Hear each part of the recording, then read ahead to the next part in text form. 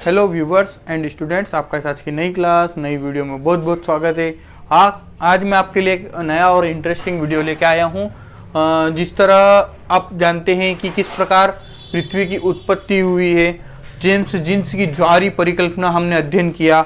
उसके बाद big bang theory कि किस प्रकार पृथ्वी की उत्पत्ति हुई है, किस प्रकार हम कह सकते हैं कि हमारे ब्रह्मांड की उत्पत्ति हुई है। तो अब चलो मान लिया कि हमारे ब्रह्मांड की उत्पत्ति हो गई, हमारी पृथ्वी की उत्पत्ति हो गई। अब सवाल यह उठता है, पृथ्वी की उत्पत्ति हो गई, ब्रह्मांड की उत्पत्ति हो गई, 8 ग्रहों की या 9 ग्रहों की उत्पत्ति हो गई, वो कौन सा कहाँ है ये आपको मैंने बता चुका हूँ।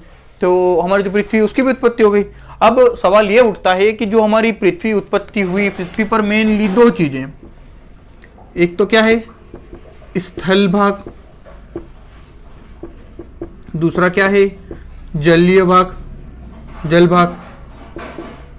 2 मेन भाग है कि नहीं है, स्थल भाग और जल भाग, अच्छे से जानते हो। अब स्थल भाग को हमारी ज्योग्राफी की भाषा में क्या कहते हैं?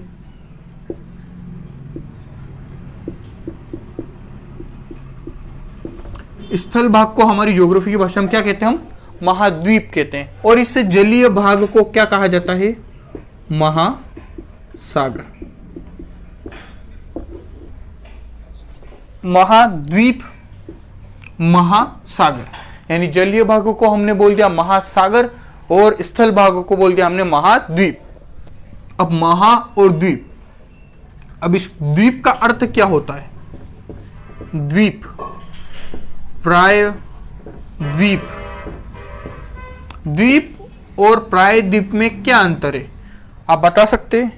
जी हाँ सर बता सकते हैं। मैं पूछूंगा कैसे, तो आप बोलोगे सर द्वीप उसको बोलते हैं जो चारों ओर से जल से घिरा हो। द्वीप किसको बोलते हैं? जो चारों ओर से जल से घिरा हो। तो सर प्रायद्वीप किसको बोलेंगे? तो सर प्रायद्वीप उसको बोलेंगे जो 3 ओर से जल से घिरा हो। प्रायद्वीप किसे कहा जाता है? जो 3 ओर जल से घिरा हो, एक और स्थल भाग से जुड़ा हो, तो उसको बोलते हैं प्रायद्वीप। और द्वीप उसे कहा जाता है जो चारों ओर से किससे घिरा हो? जल से या सागरीय भाग से या महासागरीय भाग से। सर ये तो समझ आ गया द्वीप किसको कहते हैं, महाद्वीप प्रायद्वीप किसे कहते हैं। अब महाद्वीप क्या हुआ? ये है प्रायद्वीप, ये है द्वीप और द्वीप का पापा महाद्वीप। कैसे? देखो, एक लक्षद्वीप नाम सुना? अंडमान निकोबार द्वीप, इनके क्या नाम है? ये नाम सुने? अंडमान निकोबार द्वीप, लक्षद्वीप, ये कहाँ है? जैसे कि अभी मैं प्रायद्वीप की बात कर रहा था, प्रायद्वीप वह भाग जो 3 ओर से जल से घिरा हो।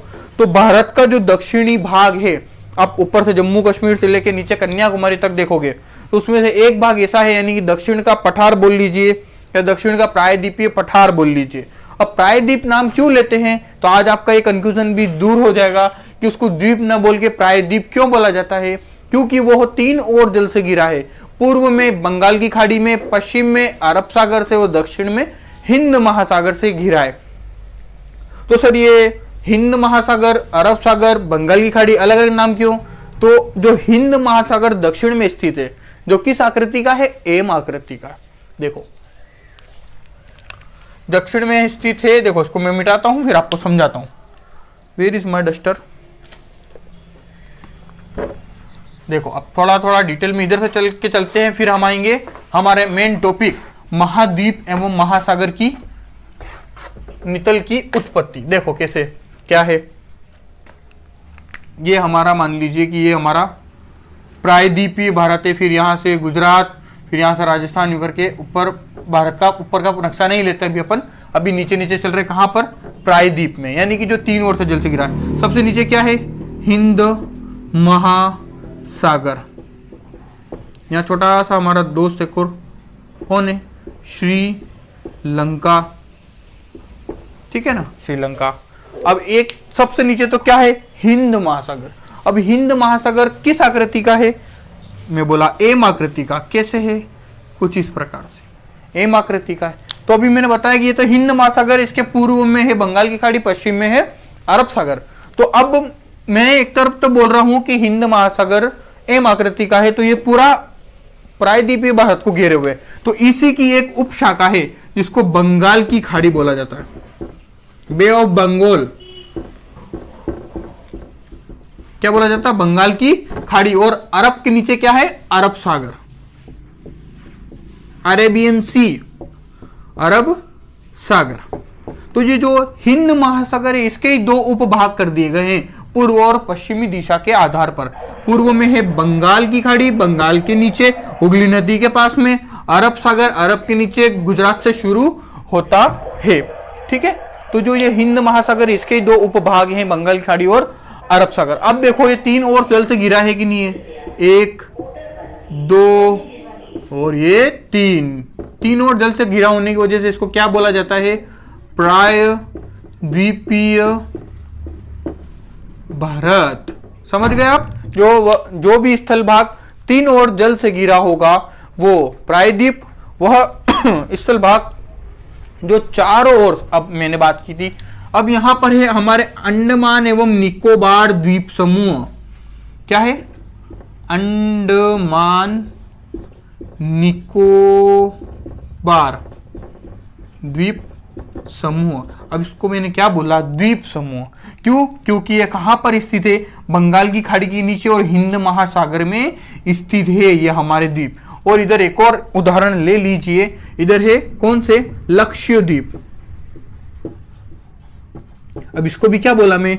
लक्षद्वीप। द्वीप क्योंकि अरब सागर के अंतर्गत तो आते हैं। तो जो छोटे वाटर बॉडी या जो जिसे मैंने अभी क्या बोला, जलीय राशि को क्या बोला जाता है? महासागर। और जो स्थल भाग है उसको क्या बोला जाता है? महाद्वीप। दो ही भाग है हमारे पास मेन। तो जो अरब सागर के अंतर्गत आता है लक्षद्वीप, यानी छोटी वाटर बॉडी या जो छोटे सागर है उसके अंतर्गत मौजूद है तो द्वीप। अब एशिया महाद्वीप वो किसके चारों ओर है? कहीं ना कहीं। देखो अब मैं बता रहा था कि महाद्वीप क्या होता है। द्वीप समझ गए और क्या समझ गए? प्रायद्वीप समझ गए। अब महाद्वीप समझो, वह स्थल भाग जो बहुत बड़े जलीय राशि से घिरा हुआ हो, वह स्थल भाग जो बहुत बड़ी विशाल जलीय राशि से या जिसका आकार उस द्वीप का या उस स्थल भाग का आकार बहुत विशाल हो, उसे महाद्वीप कहा जाता है, न कि द्वीप कहा जाएगा। अब ये तो छोटा सा ही है, लक्षद्वीप छोटा है, अंडमान निकोबार छोटा है, बहुत सारे अनेकों द्वीप है। जापान भी द्वीप समूह का उदाहरण है। जो जापान देश है टेक्नोलॉजी में बहुत आगे है। न्यूजीलैंड जो कि आता है ऑस्ट्रेलिया के पास में, ठीक है, वो न्यूजीलैंड भी किसका उदाहरण है? एक द्वीप का उदाहरण है। ठीक है, तो आप ये जो छोटे होते हैं वो उनको द्वीप कहा जाता है, जो विशाल होते हैं उन्हें क्या कहा जाता है? महाद्वीप। एशिया महाद्वीप, यूरोप महाद्वीप, अमेरिका महाद्वीप, ऑस्ट्रेलिया महाद्वीप, ये सभी क्या है? महाद्वीप, क्योंकि इनका आकार बड़ा है। तो आकार में बड़े होने की वजह से महाद्वीप, आकार में छोटे होने की वजह से, चारों ओर जल से घिरे होने की वजह से द्वीप, और तीन ओर जल से घिरे होने की वजह से उन्हें प्रायद्वीप कहा जाता है। तो आई होप ये समझ आया होगा कि आपको द्वीप किसको कहते हैं, महाद्वीप किसको कहते हैं। मैंने आपको भी पहले समझाया कि हमारे जो पृथ्वी है उस पर दो चीजें ज्यादा बड़ी है। क्या है? एक तो जलीय राशि, जलीय राशि को क्या बोल दिया? महासागर। और जो स्थल भाग है उसको क्या बोल दिया? महाद्वीप। यहां तक समझ आया? यहां तक समझ आया? अब देखते हैं आगे। अब टॉपिक क्या है या आपके सिलेबस में चैप्टर क्या है वो देखो। महाद्वीप एवं महासागर नितल की उत्पत्ति। मैंने बताया कि पृथ्वी की उत्पत्ति हो गई, हाँ सर हो गई, 15 अरब वर्ष पहले हो गई, हाँ सर हो गई। तो फिर अब आगे क्या? क्या सीधे से जहां आज हमारा इंडिया स्थित है क्या वो पहले भी वहीं था? क्या जो उत्तरी अमेरिका स्थित है क्या वो पहले भी वहीं था? अभी एक बोर्ड पर आपको पूरा वर्ल्ड मैप यहां पर प्रदर्शित हो जाएगा। अब उस मैप में देखो ना, जो महाद्वीप है, जो महासागर है, वो किस प्रकार यहां पर स्थित है। हाँ स्टूडेंट, जिस तरह अभी आपने बोर्ड पे देखा कि उस मैप में कौन कौन सी वाटर बॉडी है, हिंद महासागर, अंध महासागर, प्रशांत महासागर, अटलांटिक महासागर, ये सभी महासागर है। एशिया महाद्वीप, उत्तरी अमेरिका महाद्वीप, दक्षिण अमेरिका महाद्वीप, यूरोप महाद्वीप, अफ्रीका महाद्वीप, ऑस्ट्रेलिया महाद्वीप, ये सभी महाद्वीप की कैटेगरी में आते हैं। जो स्थल भाग वो महाद्वीप, जो जलीय भाग वो महासागर। अब इनकी उत्पत्ति कैसे हुई, यानी कि जो हमारे जो आज इंडिया जहां पर है, एशिया के नीचे, एशिया के अंतर्गत आता है, क्या ये पहले भी वही था? नहीं, पहले कहां था, कैसे था? यानी कि इन महाद्वीप और महासागर की उत्पत्ति किस प्रकार हुई है, यानी कि आपको मैं बताऊं, पूरा जो विश्व है उसके कितने प्रतिशत भाग पर, 70.8% भाग पर क्या है? जल। 70.8% भाग पर क्या है? जल। और 20.2% भाग पर क्या है? स्थल। यानी कि हमारे जो स्थलीय भाग कितना है? स्थलीय भाग कितना है? 20.2, और जलीय भाग कितना है? 70.8। यानी कि सर्वाधिक भाग किसका है? जलीय का। अब मैं पूछूं आपसे, ये रहा हमारा विश्व का महाद्वीप, सॉरी ग्लोब। इस ग्लोब के मध्य से गुजरने वाली रेखा भूमध्य रेखा, इसके ऊपर 23.5 डिग्री उत्तरी अक्षांश मकर रेखा, 23.5 डिग्री दक्षिणी अक्षांश कर्क रेखा, सॉरी उल्टा हो गया, ऊपर कर्क है नीचे मकर है, कर्क रेखा और मकर रेखा, गलती इंसान से ही होती है। तो 23.5 डिग्री उत्तरी अक्षांश पर कर्क रेखा है, 23.5 डिग्री दक्षिणी अक्षांश पर मकर रेखा है, ठीक है ना। तो जब जनवरी में आप मकर संक्रांति मनाते हो, तब सूर्य कहाँ चमकता है? मकर रेखा पर, यानी कि दक्षिणी जो 23.5 डिग्री दक्षिणी रेखा है जिसको मकर रेखा नाम दिया गया है, तब चमकता है। इसलिए हम जनवरी में मकर संक्रांति मनाते हैं, क्योंकि हमारे यहाँ ठंड का मौसम होता है। अगर मकर रेखा यहाँ पर होती, यानी कि 23.5 डिग्री उत्तरी अक्षांश में होती, तो यहाँ पर उस दिन ठंड नहीं, गर्मी पड़ती। कैसे पड़ती? क्योंकि यही वो वाला भाग है जो उष्ण कटिबंधीय भाग कहलाता है, यानी कि कर्क से लेकर मकर तक का जो भाग है उष्ण कटिबंधीय जोन में आता है। उष्ण यानी गर्म। हाँ, अब मैं पूछ रहा था आपसे, बता रहा था कि 70.8% तो क्या है? जल। 20.2% क्या है? स्थल। तो जो ये स्थल भाग है और ये जलीय भाग है, देखो 75% स्थल कहां पर है? देखो अब ये देखो, जैसे कि वापिस एक और बार समझा देता हूं जो नए बच्चे जुड़े। अगर आपको अक्षांश, देशांतर, कर्क, मकर, भूमध्य रेखा, विषुवत रेखा, 60 डिग्री रेखा, जो इन रेखाओं के बारे में अध्ययन नहीं है, अक्षांश देशांतर के बारे में अध्ययन नहीं है, तो आप प्लीज मुझे कमेंट करें या मुझे मैसेज करें कि सर आप इसकी भी एक क्लास ले लो, तो मैं वो क्लास भी जरूर ले लूंगा। क्योंकि ये BA first year plus integrated BEd first year की क्लास है, ठीक है ना। अब जो विद्यार्थी बीए फर्स्ट ईयर या इंटीग्रेटेड फर्स्ट ईयर से रिलेटेड है वो जरूर देखें, और जो नॉलेज बनाना चाहते हैं तो वो तो सभी देख सकते हैं, उसमें किसी की रोकथाम नहीं है। देखो 0 डिग्री, ये भी 0 डिग्री, ठीक है ना। अब ये 0 डिग्री से ऊपर का क्या कहलाता है? उत्तरी गोलार्ध। और उसके नीचे वाला भाग क्या कहलाता है? दक्षिणी गोलार्ध। दक्षिणी गोलार्ध, यानी कि ये उत्तर में अलग है, दक्षिण में अलग है, यानी कि दो भागों में कौन सी रेखा विभाजित करती है? 0 डिग्री अक्षांश, ठीक है। अक्षांश क्या होती है, देशांतर क्या होती है, अगर मैं कह रहा हूं आपको नहीं पता है तो आप प्लीज मुझे कमेंट करें, मैसेज करें, मैं उसकी भी एक क्लास आपके डाल दूंगा कि अक्षांश किसे कहते हैं, देशांतर किसे कहते हैं, कितने अक्षांश कितनी देशांतर, 360, 200, 180 वगैरह सब, ठीक है ना। तो अब मैं बोल रहा हूं कि जो 75% स्थल भाग है वो कहां है? उत्तरी गोलार्ध में 75% स्थल भाग, यानी कि जो ये 20.2% भाग है इसका भी 75% कहां पर है? उत्तरी गोलार्ध में। और बचा कुचा 25% स्थल भाग वो कहां है? दक्षिणी गोलार्ध में। तो सर ऐसा क्या? यानी कि हम ये भी कह सकते हैं कि पृथ्वी को दो भागों में बांट दिया। कौन सी रेखा? 0 डिग्री भूमध्य रेखा, जिसको दूसरा नाम विषुवत रेखा, ठीक है। 0 डिग्री अक्षांश रेखा भी कहते हैं, 3-4 नाम है इसके। इसके उत्तर में कौन सा सर्वाधिक भाग है? तो कौन सा है? स्थल भाग सर्वाधिक है, 75% जो स्थल भाग है वो वहीं पर है, यानी उत्तरी गोलार्ध में अधिक स्थल भाग है और दक्षिणी गोलार्ध में अधिक क्या है, जलीय भाग। तो जो प्रशांत महासागर है, अटलांटिक महासागर है, वो सभी अधिकतर जो दक्षिणी भाग है यहीं पर स्थित है। और जो महाद्वीप है अधिकतर उत्तरी अमेरिका, यूरोप, अफ्रीका और क्या कह सकते हैं फ्रांस वगैरह सभी जो देश भी हैं वो सभी कहाँ आते हैं, उत्तरी गोलार्ध में। एशिया महाद्वीप ये सभी किसके अंतर्गत आते हैं, उत्तरी गोलार्ध के अंतर्गत। और सबसे बड़ा देश कौन सा है, चीन। ठीक है, चीन भी इसके अंतर्गत आता है, कनाडा भी इसके अंतर्गत आता है, उत्तरी अमेरिका भी इसके अंतर्गत आता है, यानी उत्तरी गोलार्ध के अंतर्गत आता है। यानी सर्वाधिक स्थल खंड कहाँ है, उत्तरी भाग में।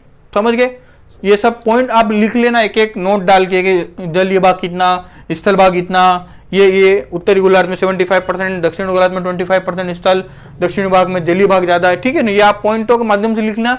इसको मुझे लिखवाने से ज्यादा वो टाइम आपके वीडियो लंबी हो जाएगी। समझा देता हूँ, समझाने में टाइम लगता है मुझे, कोई बात नहीं, पर अगर लिखने का भी करूंगा तो फिर वीडियो 1.5-2 घंटे की हो जाएगी और आप, मुझे लगता नहीं कि आप 2 घंटे की वीडियो एक साथ देख पाओगे। ठीक है, अब मेन बात हो गई ये वाली कि कितना क्या है। ठीक है, अब बात आती है कि सर महाद्वीप और महासागरीय नितल की उत्पत्ति से संबंधित कौन से सिद्धांत जो हमारे सिलेबस के अकॉर्डिंग दिए गए। ठीक है, अब महाद्वीपों का भी उत्पत्ति करेंगे हम, जिस तरह हमने पृथ्वी की उत्पत्ति की है जेम्स जीन्स की ज्वारीय परिकल्पना द्वारा और बिग बैंग सिद्धांत के द्वारा। अब पृथ्वी की उत्पत्ति तो कर दिया, पृथ्वी के महाद्वीप और महासागरों की भी उत्पत्ति कर देते हैं।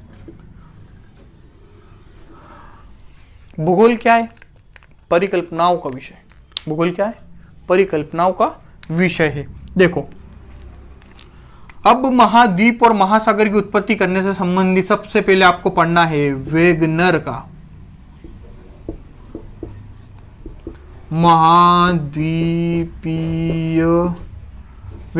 महाद्वीपीय प्रवाह सिद्धांत। क्या पढ़ना है आपको, वेगनर का महाद्वीपीय प्रवाह सिद्धांत। किसने दिया है, तो वेगनर ने दिया है, अल्फ्रेड वेगनर। क्या नाम है इनका, पूरा नाम अल्फ्रेड वेगनर। कहां से बिलोंग करते हैं, जर्मनी। कहां से बिलोंग करते हैं, जर्मनी। जर्मनी के एक भूगोलवेत्ता हुए हैं अल्फ्रेड वेगनर। सर कब दिया, सर दिया इसको 1912 में।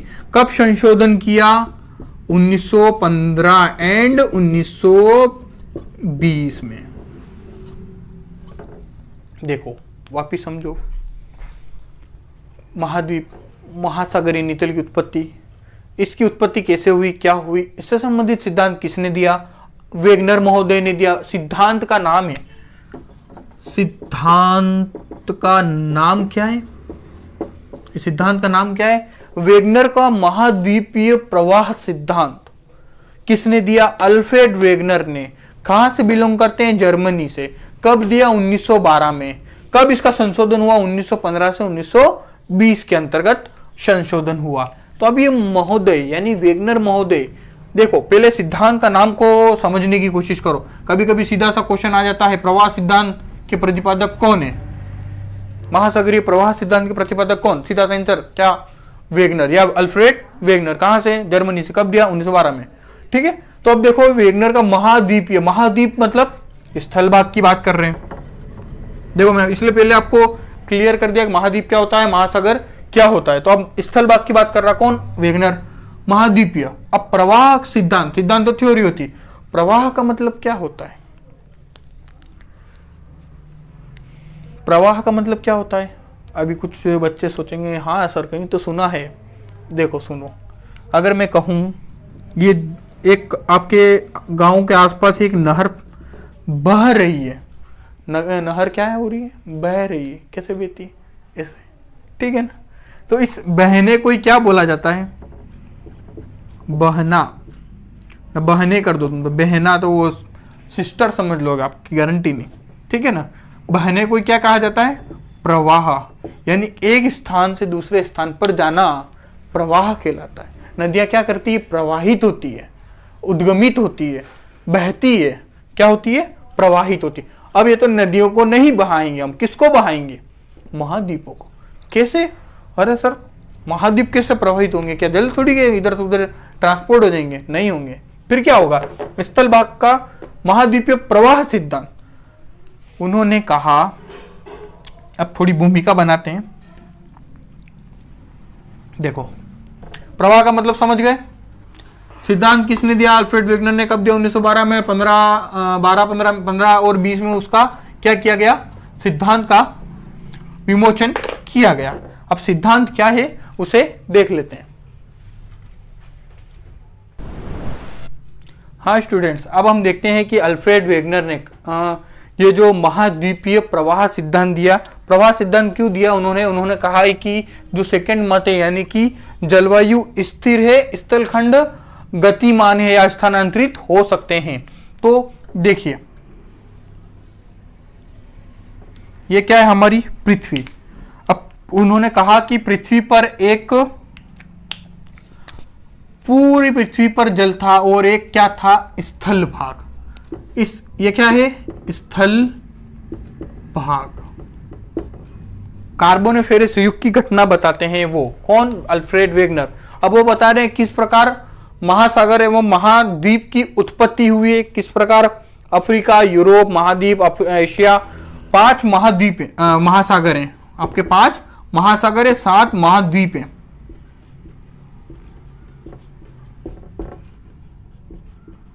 ठीक है, महासागर, महाद्वीप 7, महासागर 5। कौन कौन से उसका अध्ययन फिर अभी आगे देखेंगे, अभी वीडियो लंबी हो जाएगी वरना। देखो अब सीधा सा कॉन्सेप्ट ये समझो, कॉपी किताब साइड में रखो। इसको अपन 2 भागों में भी कर सकते हैं वीडियो को, ऐसा लग रहा है मुझे, क्योंकि ज्यादा लंबी हो जाएगी अगर मैं एक वीडियो ही पूरी बनाऊं, क्लास एक ही लूं। उसको भाग फर्स्ट भाग सेकंड कर देंगे, उसकी टेंशन आप मत लो। ठीक है, जो स्थल भाग था और एक क्या था? जलीय भाग। यहां लिख देता हूं। देखो पृथ्वी जब बनी तो पृथ्वी पर 2 ही भाग थे, एक स्थल भाग था, एक जलीय भाग था। यानी कि स्थल भाग पूरा एक स्थल रूप में था, एक पूरा मिला हुआ रूप में था, अलग अलग टुकड़ों में नहीं कह रहा हूं। पूरा द्वीप क्या होता है? एक पूरा होता है। तो ये जो स्थल भाग पूरा एक द्वीप नुमा था और इसके चारों ओर, ये चारों ओर क्या है? ये पूरा जलीय राशि थी। अब स्थल भाग का नाम क्या दिया उन्होंने? पेंजिया। क्या नाम दिया इस स्थल भाग का? पेंजिया। और इस जलीय भाग का क्या नाम दिया उन्होंने?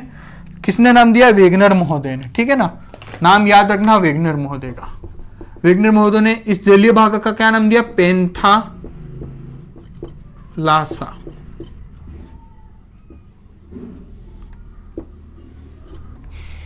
दो नाम, 2 भाग, एक स्थल भाग, एक जलीय भाग। यानी कि पूरी पृथ्वी पर जल ही जल था। उस जलीय भाग को पेंथालासा भाग का नाम दिया उन्होंने, और उसके बीच में एक स्थल भाग था जो द्वीपनुमा था, उसका नाम क्या दिया? पेंथालासा। यहां तक आपको समझ आया? 2 चीज, 2 नाम। ठीक है, स्थल भाग को पेंजिया कहा। देखो छोटे छोटे क्वेश्चन ये पूछे जाते हैं कि वेगनर के महाद्वीपीय प्रवाह सिद्धांत के अंतर्गत स्थल भाग था, पेंजिया था या पेंथालासा? तो आंसर क्या होगा? पेंजिया। और जलीय भाग का क्या नाम दिया था? पेंथालासा। अब कार्बोनिफेरस युग में क्या हुआ कि इस स्थल भाग में भूगर्भिक हलचलों के कारण, किसके कारण? भूगर्भिक हलचलों के कारण कार्बोनिफेरस युग में, ये स्टेप फर्स्ट है, ये स्टेप सेकंड है। देखो आंतरिक हलचलों के कारण जो ये ऊपर वाला जो मतलब पेंजिया था वो कितने भागों में विभक्त हो गया? कितने भागों में विभक्त हो गया? 2 भागों में। देखो अब अगर मैं पूछूं ये कौन सी दिशा है, तो आप सीधे से बता दोगे सर ये तो उत्तर दिशा है। अब मैं पूछूं ये कौन सी दिशा है, तो आप बोल दोगे सर दक्षिण दिशा है। वेरी गुड, सही बात है। उत्तर में जो गया स्थल भाग, देखो 2 भागों में विभक्त हो गया, एक उत्तरी ध्रुव की तरफ चला गया, एक दक्षिणी ध्रुव की तरफ चला गया।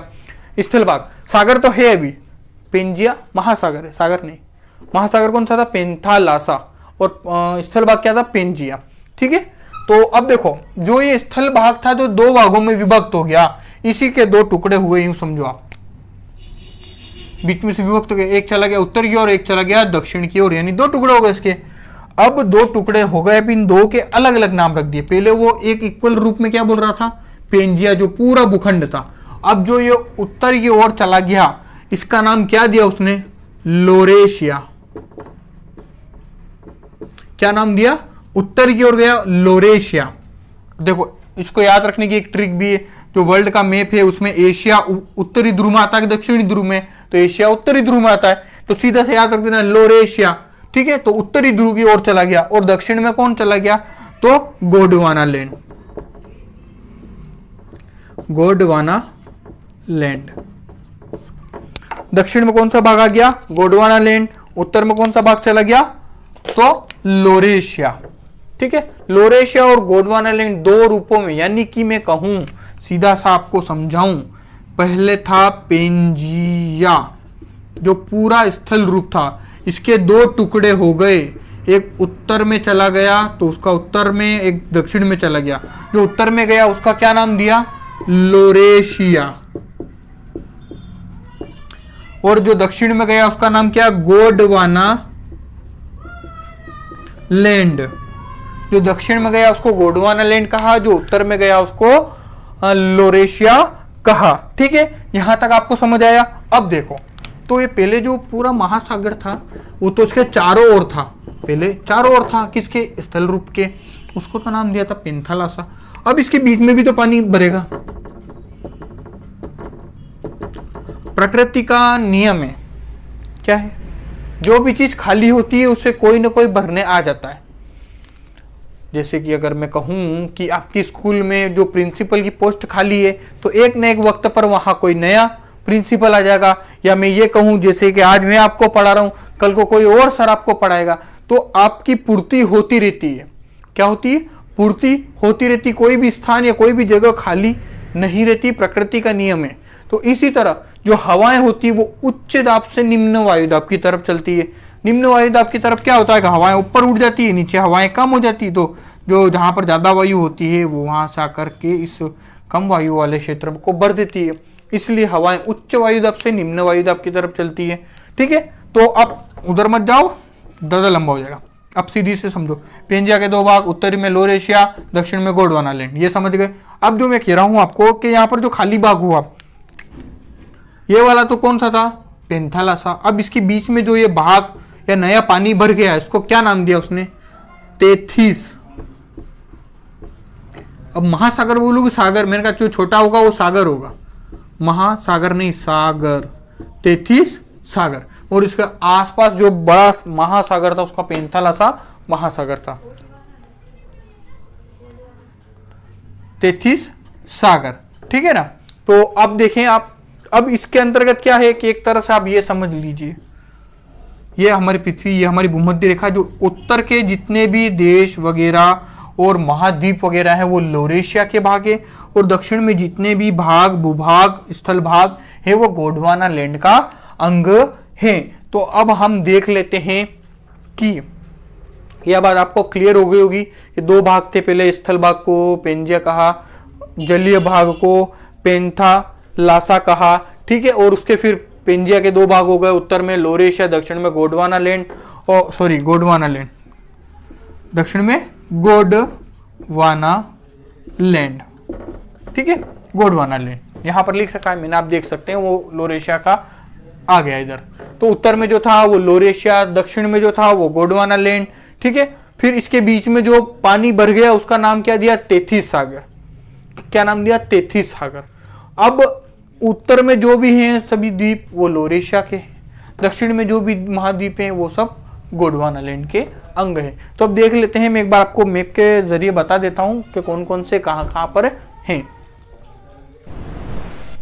हाँ स्टूडेंट्स, अब देखते हैं कि देखो वापिस एक और बार कि कौन से देश और कौन कौन से महाद्वीप हमारे अगर उत्तर वाला और दक्षिण वाले के अंतर्गत आते हैं। यानी पेंजिया का विभाजन कर दिया मैंने, दो भागों में बांट दिया। उत्तर में क्या था, एशिया है, तो इसलिए उत्तर में तो क्या हो गया, लोरेशिया। दक्षिणी भाग को क्या कहा, गोंडवाना लैंड। ठीक है, उत्तर का लोरेशिया, याद रखना, गलत मत करना, एग्जाम में आएगा, मोस्ट आईएमपी चैप्टर है ये आपका। देखो उत्तर में जो था जिसको हमने लोरेशिया नाम दिया, तो उससे कौन कौन से देश या कौन कौन से महाद्वीप बने हैं, तो उसमें उत्तरी अमेरिका, यूरोप और एशिया, एशिया महाद्वीप, यूरोप महाद्वीप और उत्तरी अमेरिका महाद्वीप, इसका निर्माण हुआ है। और अगला आता है दक्षिणी अमेरिका, दक्षिणी में गोंडवाना लैंड, गोंडवाना लैंड के अंतर्गत दक्षिणी अमेरिका, अफ्रीका, मेडागास्कर जो कि द्वीप, एक प्रायद्वीपीय भारत जो मैंने बताया था आपको नीचे नीचे वाला, देखो इस तरह से जो ये नीचे नीचे वाला भाग है, ये इसके ऊपर वाला तो एशिया के अंतर्गत आ जाता है। तो एशिया का भाग तो कौन सा हो गया, लोरेशिया, यानी कि हिंदुस्तान यानी भारत में दोनों प्रकार के पाए जाते हैं। कौन कौन से, लोरेशिया का भी भाग है और किसका है, गोंडवाना लैंड का। दक्षिण में गोंडवाना लैंड का भाग है और उत्तर में लोरेशिया का भाग है। ठीक है, तो अफ्रीका, मेडागास्कर, प्रायद्वीपीय भारत, ऑस्ट्रेलिया जो कि यहां पर आता है, ऑस्ट्रेलिया यहां पर आता है, और अंटार्कटिका जो कि लास्ट में हमारे एक महाद्वीप यहां पर पड़ता है, जो केवल और केवल बर्फ से आच्छादित रहता है। यहां पर एक वेधशाला है हमारी, और कुछ भी नहीं, साइंटिस्ट हैं थोड़े बहुत रहते हैं यहाँ पर, जनता नहीं रहती है, मानव यहाँ पर निवास नहीं करते हैं। तो ये थे लोरेशिया। अब फिर ये उत्तर में और खसकने लगे, फिर इनका विखंडन हुआ। उत्तर में था लोरेशिया, उसका भी विखंडन हो गया, गोंडवाना लैंड का भी विखंडन हुआ। ये कार्बोनिफेरस के युग से स्टार्ट हुआ था यह सिद्धांत। ठीक है ना, आप इसको ऐसे कैसे चार्ट बना लेना, हो सके तो इसका स्क्रीनशॉट अभी ले लें आप। ठीक है, अब देखते हैं कि जैसे कि ये अलग अलग हो गए, अब इसके आगे का नेक्स्ट क्लास में देखते हैं मेरे हिसाब से, अगर आप कहें तो। ठीक है, उससे पहले मैं ये भी बता दूं आपको साथे लगी कि पेंजिया, जो पेंजिया था हमारा महाद्वीप था। ठीक है, उस महाद्वीप की 3 परतें हैं। कितनी परतें हैं, 3 परतें हैं। कितनी परतें हैं, 3 परतें हैं। पेंजिया की परतें यानी उत्तरी, मध्यवर्ती और केंद्रीय 3 परतें हैं। पहली कौन सी है, सियाल, दूसरी कौन सी है, सीमा, और लास्ट कौन सी है, निफे, निकल और फेरस से बनी है। 3 परतें हैं, यानी किसकी, पेंजिया की, यानी महाद्वीप की। हमारे हर एक महाद्वीप यानी कि हमारे भूतल की 3 परतें हैं, आंतरिक परतें हैं, सियाल, सीमा, नीफे, जो कि पेंजिया से संबंधित है। फिर किस प्रकार इसका आगे विखंडन हुआ, किस प्रकार कौन से प्लेट से कौन सी प्लेट टकराई, तो वो प्लेट टेक्टोनिक थ्योरी के अंतर्गत आता है, वो अलग सिद्धांत है। इससे संबंधित लिखवाने का और कुछ थोड़ा बहुत बच जाता है तो वो मैं आपको लिखवा भी दूंगा, वो कर देते हैं अपन नेक्स्ट क्लास में। आई होप ये सिद्धांत आपको समझ आया होगा, सीख चुके होंगे आपके किस तरह क्या है। इसको डायग्राम जरूर बनाना, फर्स्ट पेंजिया, पेंथलासा, फिर तेथी सागर, अंगारा लैंड, गोंडवाना लैंड। बंद कर देते हैं। आप समझ चुके होंगे किस तरह पेंजिया का विभाजन हुआ, फिर पेंथलासा का, फिर तेथी सागर का आगमन हुआ, अंगारा लैंड, गोंडवाना लैंड, उत्तरी, दक्षिणी, फिर उसमें कौन कौन से देश महाद्वीप आते हैं वो मैंने आपको सब बता दिया। भारत दोनों का अंग मिलता है, गोंडवाना लैंड का भी, अंगारा लैंड का भी। ठीक है, तो अब आज इस क्लास को यहीं तक रखते हैं। इसकी परतें भी मैंने आपको बता दी, इससे संबंधित लिखवाने का थोड़ा बहुत और रह जाता है, वो आपको मैं नेक्स्ट वीडियो में अवेलेबल करवा दूंगा। आई होप ये वीडियो आपको पसंद आई होगी, समझ आई होगी। अच्छी लगे तो लाइक करना, अपने दोस्तों के साथ शेयर करना। मिलते हैं इसी प्रकार की नेक्स्ट वीडियो में। Thanks for watching.